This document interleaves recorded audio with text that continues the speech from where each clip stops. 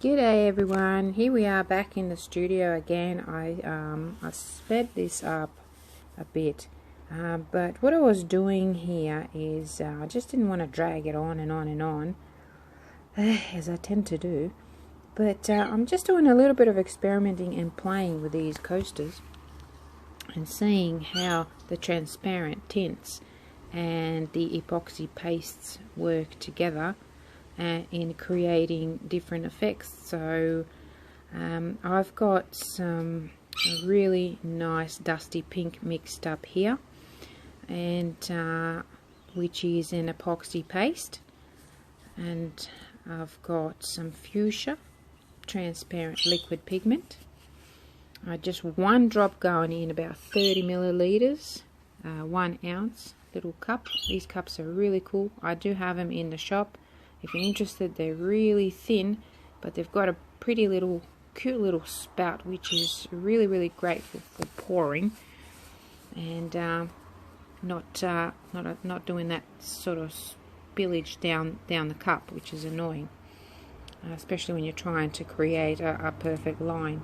So what I have here is some bright gold. I'm actually in love with this new Le'Rez bright gold. I had a bright gold in the past, but this one is a little bit brighter. It's very similar but not quite the same. So this is a new bright gold, and if you had the old one, you're gonna love this one even more, because it's just so bright and gorgeous and beautiful and really fine mica pigment. So I've got that fuchsia, just pour that in first.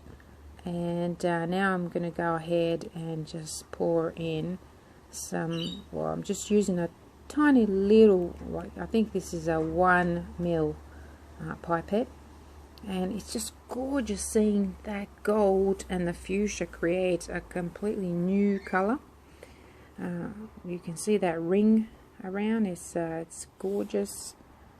So see if I can zoom that in a bit for you.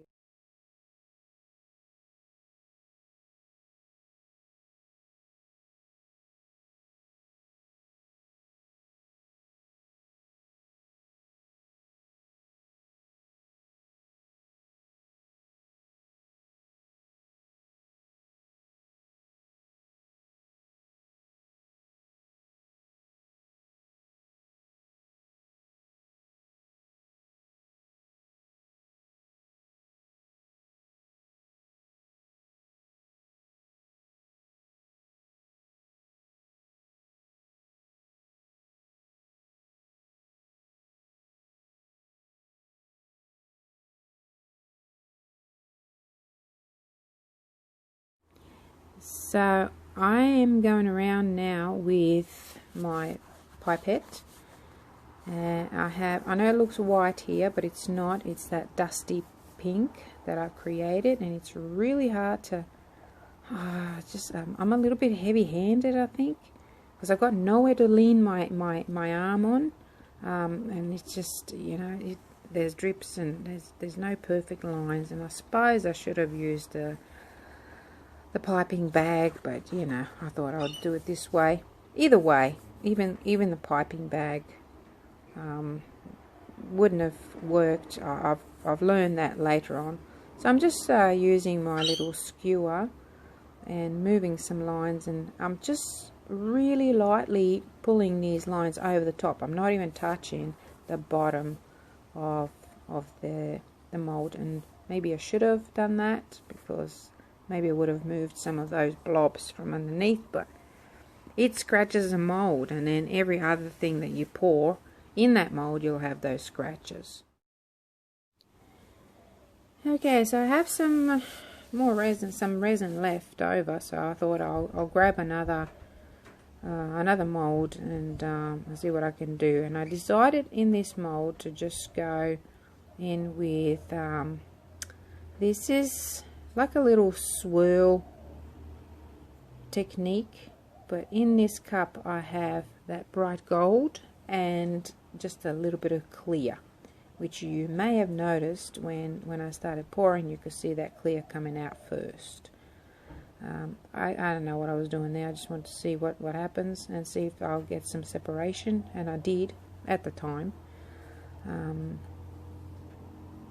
think because I was really working with the resin that's quite runny. Well, it wasn't. It's not a really runny resin. It's just that it was warm, and you know, maybe I should have waited a little bit for it to set. I'll get a different result again. In goes that beautiful fuchsia, which immediately changed color into that really gorgeous metallic deep pink, like a reddish pink metallic.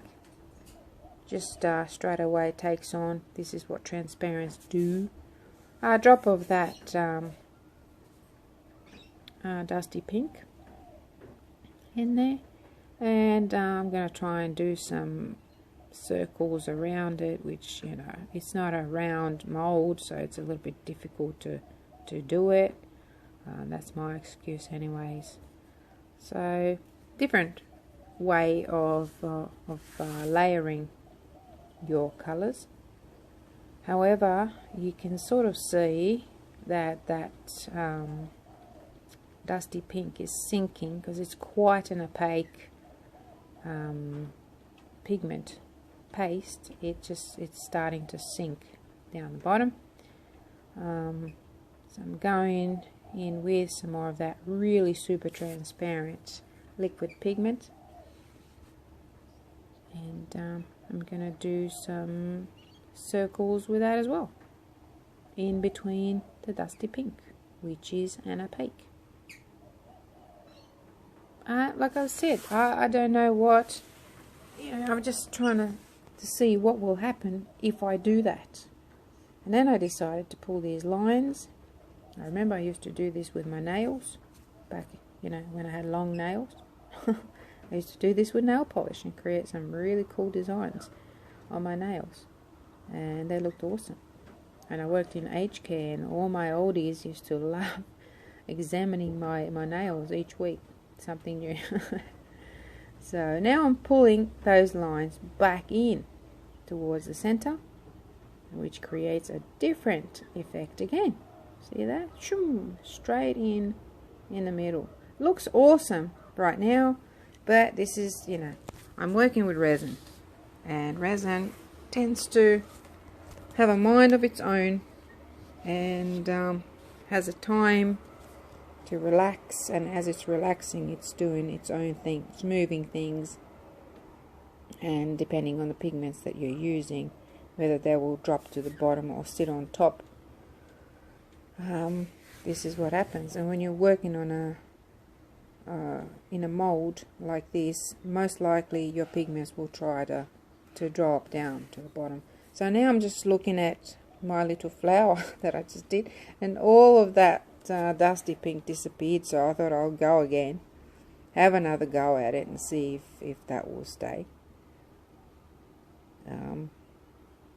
It stayed, but you'll see.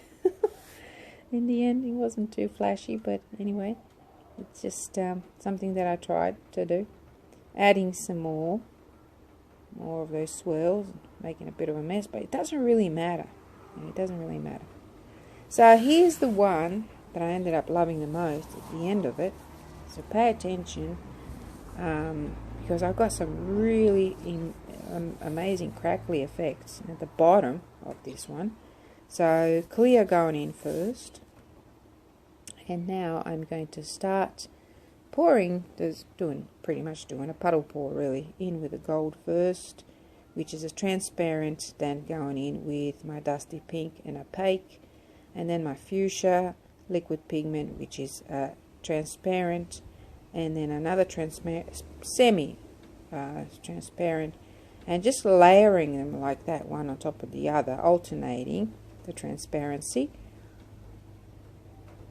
And this is, my friends, what creates effects. You know, if you're putting all the opaques together, you're not going to get the same effect. If you're putting, you know, or they'll just sit there.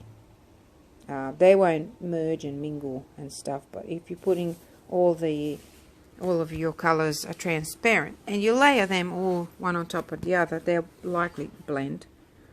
So you'll end up with just a blended color, probably one or two colors. But if you're alternating like this, then you're bound to get something, you know. And look at that gold, just looks so amazing. And you can see that you can just see that transparent liquid pigment just pulled over those colors. Can you see that? The light pink that you can see there, that's that transparent just floating over the top. It just totally overtook everything, and it looks amazing like this. And it gets even better, but it doesn't stay like that, unfortunately. Like I said, resin has a mind of its own. But I just like watching it sort of change and evolve into something else, something completely different. So those corners there, they'll just look a little bit too clear for my liking, so I'm just swirling some of that gold. Not all the way, just a little bit, you know, because I really didn't want to disturb the pattern and all the beautiful cells and the feathering that I had on top of that, the whole thing. But it ended up disappearing in the end anyway. But the bottom was amazing, just saying.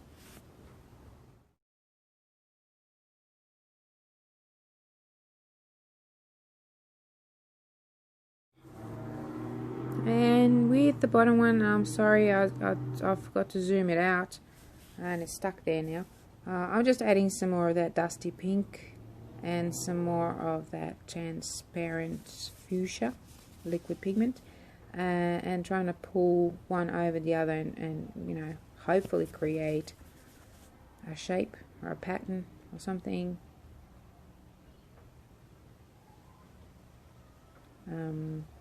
Yeah. And I ended up just swirling the whole thing. So I'm pulling those in, and then afterwards I just decided to just do swirls from the inside out.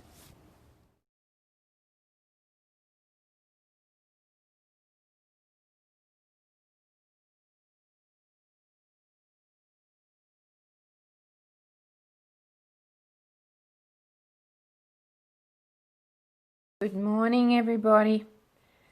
Oh wow, well this is a completely different look. Look at this one. That beautiful dusty pink totally disappeared. Well, almost. You only got lines, and the bottom of it is probably going to be pretty crappy. Let's have a look. Let's have a look. Oh wow, look at that. Yep.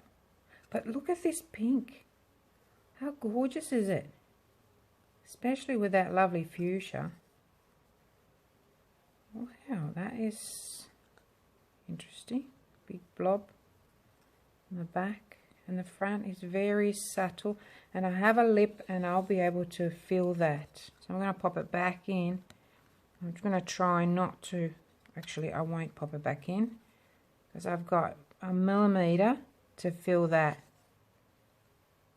with something. I'll see what I'll do. I'll try and jazz it up, but it looks pretty like that. But these ones, oh my gosh, let's have a look at this one. I'm really curious to see how this one looks underneath.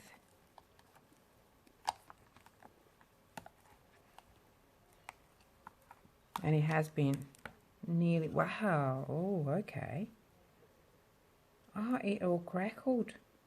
I mean, it's flat, beautiful, but it gives you that crackled look. I actually really like that. I just wish I filled it in. It just looks like a bit of a, I don't know, fossilized geode.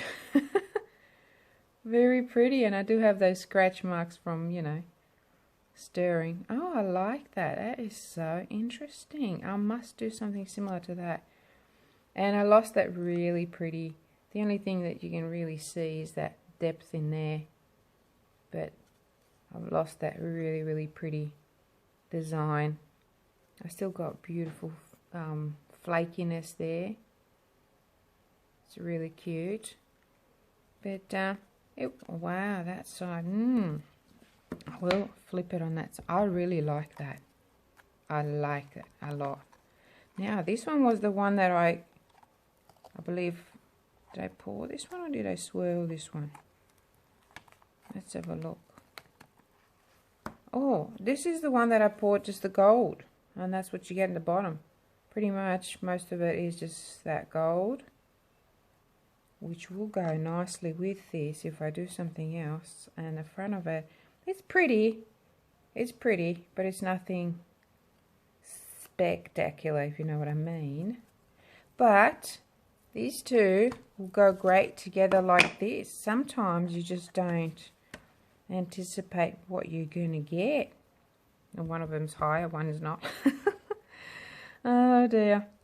So I reckon I need to do another two similar.